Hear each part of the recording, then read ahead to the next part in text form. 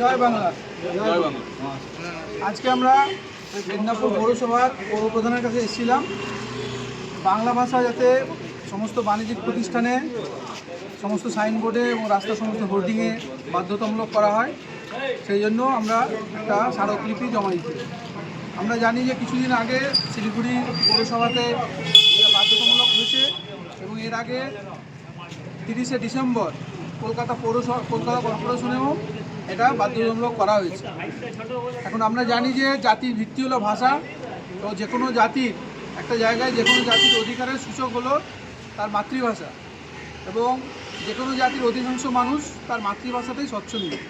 সেই জন্য আমরা দাবি করছি যে মেদিনীপুর শহরের সমস্ত হোর্ডিং, সমস্ত ব্যানার এবং সমস্ত যে সাইনবোর্ড সেগুলো সব বাংলা ভাষাতে লেখা হোক, এবং এই নিয়ে পৌরসভা যাতে আইন পাস করে সেই জন্য আমরা মাননীয় পৌরপ্রধান সৌমেন খানের সঙ্গে দেখা করলাম এবং স্মারকলিপি জমা দিলাম।